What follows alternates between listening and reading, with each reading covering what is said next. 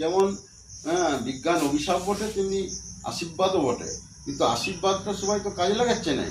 এই টোবাইলের জিনিসগুলোতে এমন করেছে যে যুব সমাজের মাথা মগজ মেরুদণ্ড সব ভেঙিয়ে দুমড়িয়ে একদম ওই মোবাইলে ঢুকিয়ে দিয়েছে।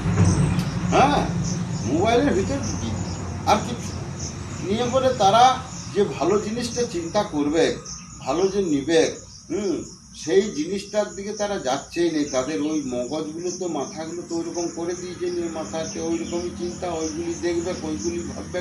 ভালো জিনিস নেবো কি দেশ, আমাদের কি মানুষ, আমরা কি মানুষ, সব কিছু যেমন পশুগুলো সব ভুলে গেছে, নিয়ে যা মন তাই করে বেড়াচ্ছে। তো সেরকম যা মন তাই আমরা করবো। মোবাইলটাতে এসে এইরকম হয়েছে, কিন্তু মোবাইলটা আবারও আশীর্বাদও তো বটে।